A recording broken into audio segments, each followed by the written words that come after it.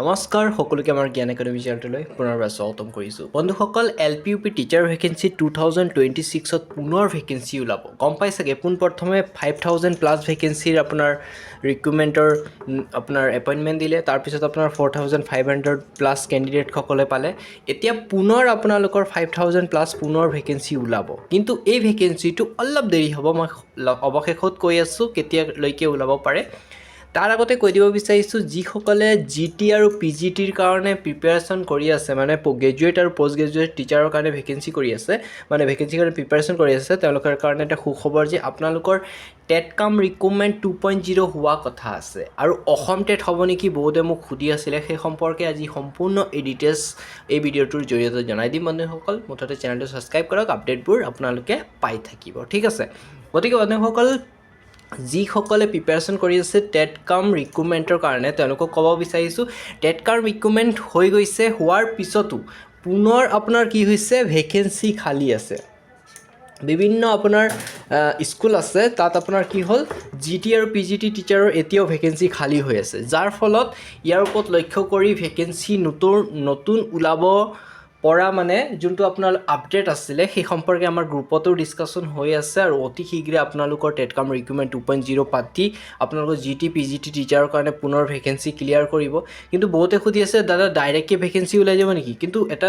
কথা হ'ল যদি ডাইৰেক্টকৈ ওলাই যায় আপোনাৰ টেট কাম ৰিক্ৰুটমেণ্ট যদি নহয় তেন্তে আগৰ যিসকলে পাছ কৰিছে তেওঁলোকে পাই যাব কিন্তু টেট কাম ৰিক্ৰুটমেণ্টটো হ'ব লাগে যাতে নতুন কেণ্ডিডেটসকলেও পুনৰ আপোনালোকৰ চান্সটো পায় আপোনালোকৰ টেট কাম ৰিক্ৰুটমেণ্ট 2.0ৰ ক্ষেত্ৰত মানে কোৱালিফাই কৰিবৰ কাৰণে ঠিক আছে এতিয়া কথা হ'ল যে বহুতে আৰু এটা কুৱেশ্যন কৰি আছিলে দাদা 2026ত অসম টেট হ'ব নেকি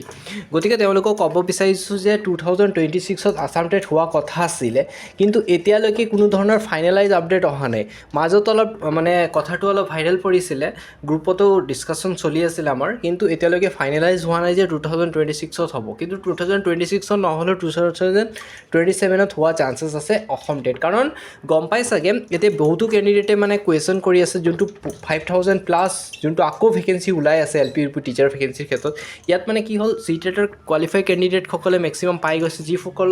যিসকলে অসম টেট কোৱালিফাই কৰি ৰাখিছে তেওঁলোকে মানে ভেকেঞ্চিটোত সোমাব পৰা নাই যাৰ ফলত অলপ মানে তেওঁলোকে ইয়াৰ ওপৰত মানে প্ৰতিবাদ সাব্যস্ত কৰি আছে এতিয়া ফাইনেলাইজ হোৱা নাই কথাটো আপডেট আহিলে আপোনালোকক মই অতি শীঘ্ৰে জনাই দিম ঠিক আছে আৰু আপোনালোকে যদি 4500 যোনটো LPUP টিচাৰ ভেকেঞ্চিৰ যোনটো মেৰিট লিষ্টৰ কাট অফ এনালাইচিছ এইটো চোৱা নাই যদি চাই ল'ব আপোনালোকৰ ডাউনলোড কৰি পেলাই তাৰ ক্ষেত্ৰত যদি আপোনালোকৰ পাৰ্চেণ্টেজ ৰেংকটো কেনেধৰণৰ হ'লে আপোনালোকে কেনেধৰণৰ ডিষ্ট্ৰিক্টত এপ্লাই কৰিব সেই সম্পৰ্কত ধুনীয়াকৈ ডিটেইলছ আপোনালোকে পাই যাব এতিয়া কিছুমান ডিষ্ট্ৰিক্ট আছিলে ৰেড জ'ন আৰু কিছুমান আছিলে আপোনাৰ গ্ৰীণ জ'ন ৰেড জ'ন আৰু